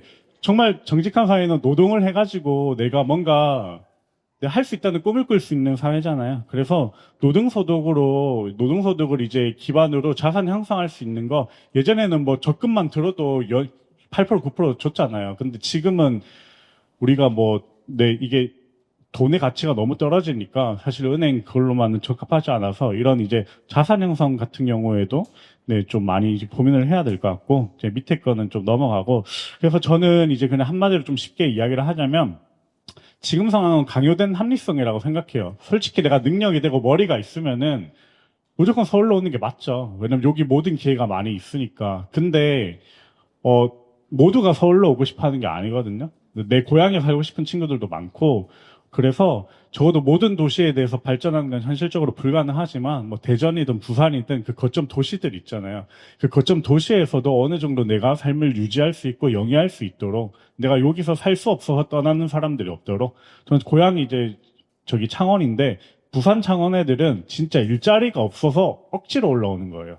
그 제 강주 친구들도 많은데 광주도 마찬가지고 그 친구들은 기회가 되면은 고향에 가고 싶어요. 네, 그래서 일단은 진정한 선택의 자유, 내가 살고 싶은 곳에서 내가 직업을 얻고 이제 결혼을 하고 아이를 낳을 수 있는 좀 그런 식으로 정책이 돼야 되지 않냐라는 생각을 하면서 마치겠습니다. 네, 감사합니다. 안녕하세요. 사업하고 있는 최예나입니다. 저도 그 앞에 논지와 좀 비슷한데요. 저희가 사회에 어떤 격차들이 있잖아요. 뭐 소득의 격차라든지 부의 격차라든지 뭐 기회와 학력의 격차 이런 것들이 있는데 격차가 있는 건 좋다고 생각을 해요. 그런데 그 격차가 고착화돼서 구조화되면 안 된다고 생각하거든요. 근데 아마도 지금 우리 사회나 글로벌에서 지금 이야기하고 있는 불평등의 원인은 그 격차가 고착화돼서 구조가 되는 데 있다고 보고 있어요. 그래서 조금 그 시장의 최전선에서 서 있는 사람의 입장으로서 제가 이제 개인적으로 마주하는 불평등 그리고 사회가 컨센서스로 가지고 있는 불평등에 대한 주제를 좀 재밌게 다양하게 다뤄보겠습니다. 네. 일단은 가장 최근에 이제 추정 60분에서 성공파리의 사기 강의에 대한 것들이 시리즈로 막 부각이 되면서 엄청나게 터졌었어요. 근데 이게 코로나가 이제 시작되면서 사람들이 재택근무를 하다 보니까 시간이 많이 남잖아요. 그래서 부업이 많이 떠오르기 시작했고, 그리고 코로나 때 굉장히 많이 잘렸어요, 사람들이. 특히 IT 업계라든지 이런 데 막 다 칼바람 불었다, 갑자기 붐이 됐다, 또 칼바람 불었다, 이런 것들이 사이클이 반복됐기 때문에, 집에서 이제 자기의 부업 또는 추가적인 수익을 만들어야겠다는 사람들이 많이 늘어났고, 그러면서 저도 이 강의를 들었거든요. 제가 들었던 강의도 여기에 방송에 나오더라고요. 네. 근데 저는 그 강의가 사기가 아니라고 입증이 되는 케이스인 거예요, 저는. 왜냐면 저는 그 강의를 듣고 사업을 읽었고 지금도 그 사업을 하고 있습니다. 그래서 제가 느끼기에 왜 이 고발한 사람들이 왜 사기라고 했을까라고 생각을 해보면 결국은 격차예요. 그러니까 저는 온라인 커머스 사업을 하고 있는데 그 커머스 사업을 할 수 있는 능력치를 갖추고 있는 사람들은 여기에 적응해서 살아남을 수 있어요. 근데 막 50대, 60대, 70대 분들도 오시거든요. 근데 그분들 컴퓨터 능력이 안 되니까 못 하는 거예요, 이거를. 그리고 사기라고 말씀을 하시는 거예요. 정말 사기 강의도 있긴 있어요. 뭐 아무것도 안 가르쳐주면서 뭐 당신이 안 해서 안 되는 거예요. 막 이렇게 하는 강의도 있는데 그런 건 사실 극소수예요. 극소수고 어차피 사람들이 금방 알기 때문에 말 안 하거든요. 근데 진짜로 이제 그런 속에서 이제 50대, 60대 분들 절박한 마음으로 오시는데 이 강의 듣고 안 되고 수백만 원의 강의비를 썼는데 포기할 수 없으니까 또 다른 강의를 찾아 헤매고 이러다 보니 성공파리 사기 강의다 이렇게 되는 그런 구조가 형성이 되는 거죠. 그래서 같은 맥락에 아까 처음에 말씀드렸던 것처럼 격차가 존재하고 그 격차 때문에 고착화가 된다. 이것이 저는 문제라고 생각을 하고 있고 이제 두 번째 가장 그러면은 어디가 차별이냐라고 했을 때 어디가 불평등한 섹터냐라고 했을 때 다들 이제 소득과 부에 많이 집중을 하죠. 모든 사람의 문제니까. 그런데 소수자의 문제는 아무도 주목을 하지 않죠. 그리고 이 문제를 발언하는 것에조차 있어서도 굉장히 불편해하는 사회예요, 우리나라는. 저는 개인적으로 저도 소수자인데, 작년에 같이 일하던 다른 대표님이 저한테, 대표님 어디 가서 소수자라고 말씀하지 마세요. 라고 대놓고 말을 하더라고요. 그래서 왜요? 라고 했더니, 대부분의 일반적인 사람들은 불편해요. 라고 얘기를 하는 거예요. 근데 그분은 40대셨습니다. 놀랍게도. 근데 그런 분들이 많아요. 생각보다. 아직도. 그래서, 여성의 임금 격차는 너무, 네, 이건 너무 외놓은 문제고, 이거 외에도 우리나라의 장애인 차별 정말 심하거든요.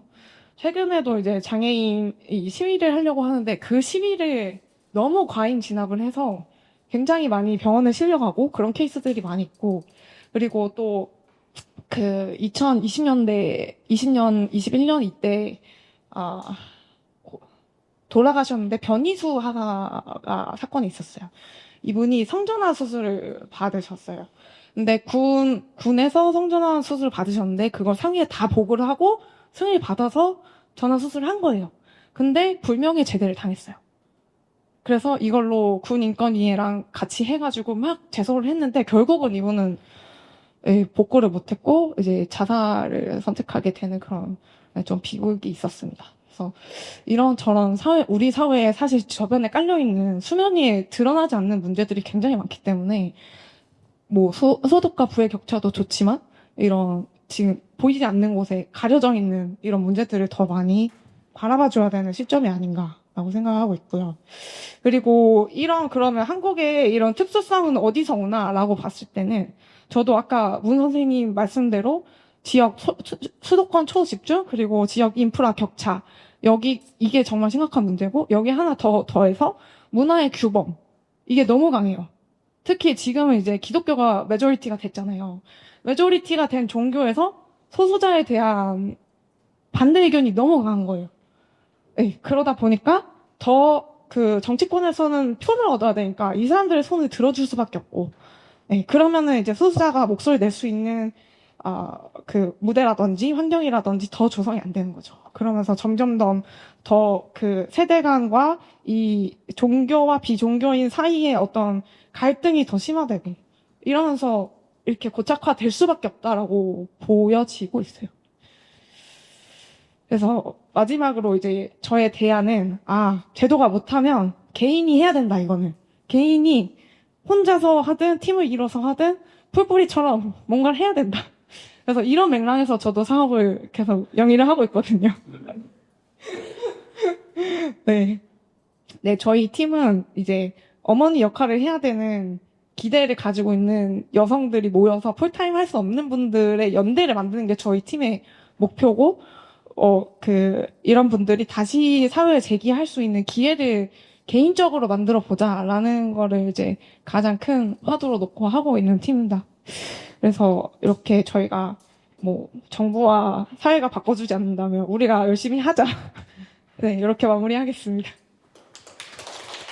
과학기술정책연구원 다니는 전수경이라고 합니다. 교수님 이제 발표 자료를 먼저 보다 보니까 그 역사적 흐름에 따른 불평등, 축소, 그리고 심화 요 내용을 그냥 재미나게 돌려보고 봤더니 좀 재밌는 모양이 나오더라고요. 근데 이제 물론 정량적인 지표가 없어서 이 불평등 수준이 이게 딱 맞지는 않지만 대략 이 가로축이 시간의 흐름이고요. 세로축은 이제 불평등 정도, 그러니까 그 교수님 발표 자료에 나와 있는 텍스트 기반으로 이제 불평등 정도인데, 그냥 재밌는 것은 약간 그 불평등 정도가 심화됐다가 축소됐다가 심화됐다가 축소됐다가 요런 이제 그 등락을 반복하는 모습으로 이제 보여졌습니다. 그러면 지금 이제 20세기 후반에 이제 다시 불평등이 심화됐는데 21세기인 지금은 이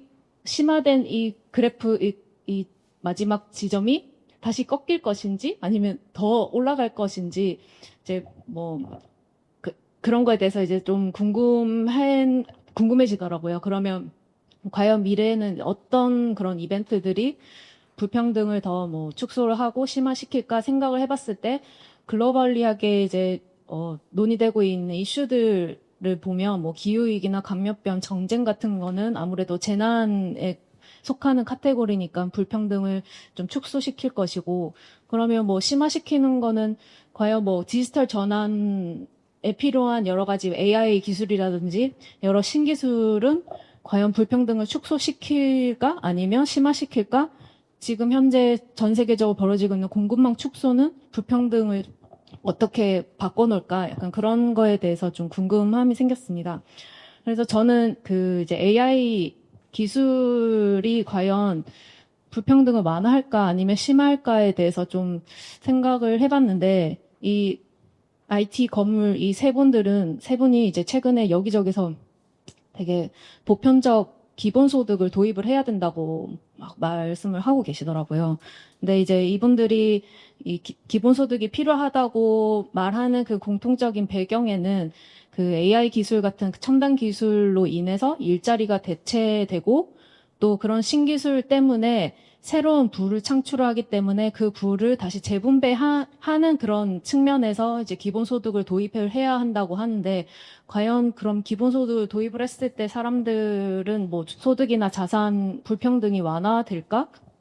저는 좀 그렇지 않다는 생각이 들더라고요. 아무래도 기본소득이 도입이 된다고 하면 뭐 근로의욕도 저하되면서 전체적인 사회 활력이 떨어지니까 계속 그냥 밥만 먹고 사는 사람들은 그냥 밥만 먹고 살 것이고, 정말 하고 싶은 꿈을 이루면서 하고 싶은 대로 그 꿈을 펼치는 그런 사람들, 이 두 가지 분류의 계층이 오히려 더 명확해질 것 같다는 생각이 들었고요.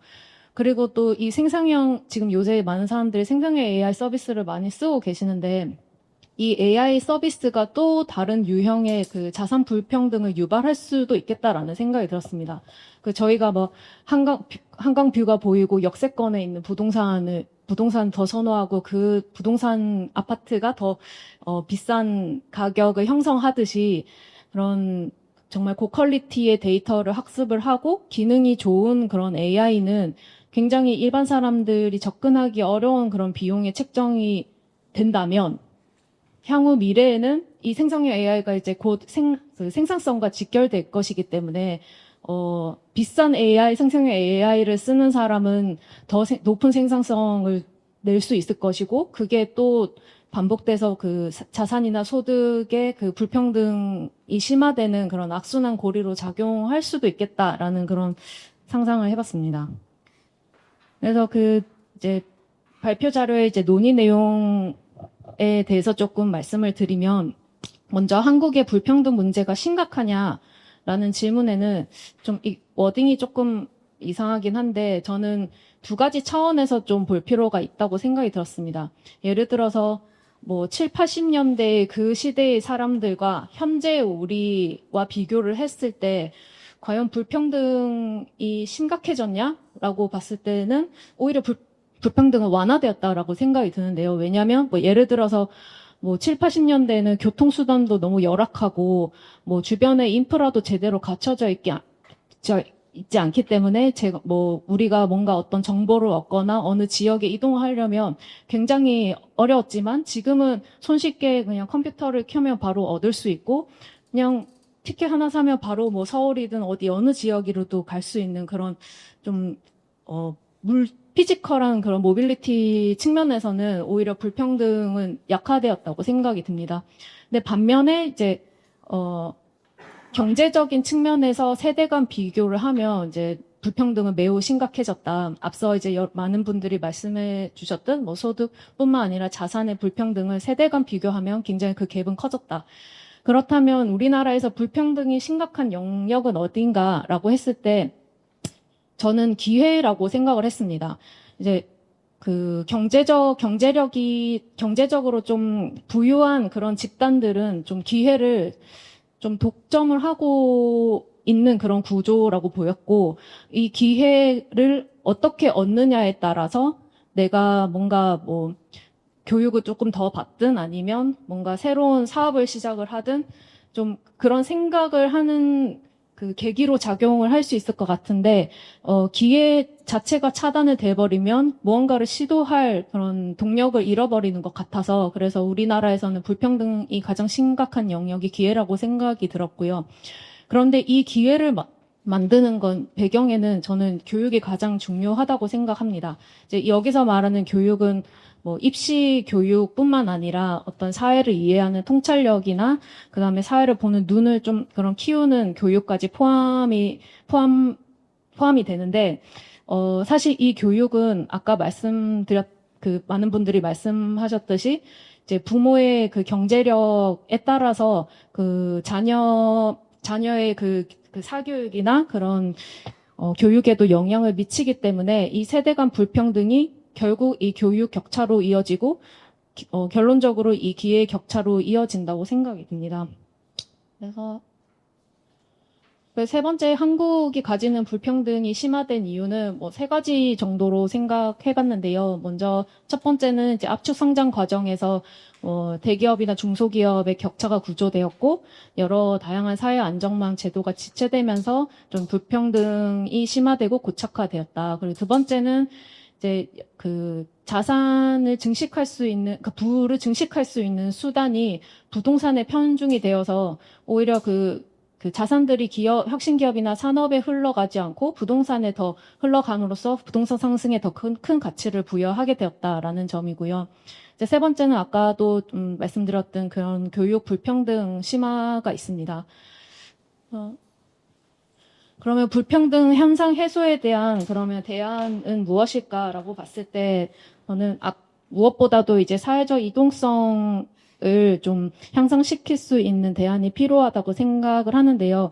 뭐 여기 가로 교수님께서 적어 놓으신 상속세 100%는 굉장히 극단적인 거긴 하지만 이제 경제적인 그 이동성 말고도 여러 이제 기회를 좀 찾을 수 있는 그런 사회 문화적인 그 이동성을 높일 수 있는 그런 제도나 안전장치가 좀 마련될 필요가 있고, 그리고 기타로는 이제 부동산에 묶인 자본을 좀 혁신 산업으로 유도하기 위해서 할 필요가 있다고 생각이 듭니다. 그래서 뭐 유망 스타트업이나 혁신 산업을 이제 육성하기 위해서 여러 금융 시장에 자본이 흐를 수 있도록, 자산이 흐를 수 있도록 제도적으로 좀 마련할 필요가 있고, 그렇게 되면 이제 국가 전체적인 생산 파이를 확대할 수 있기 때문에 특정 그런 분야에 특정 분야에 치우친 그런 직업 선호도를 좀 해소할 수 있을 것이고, 그렇게 되면 뭐 교육이나 기회에 있어서도 뭐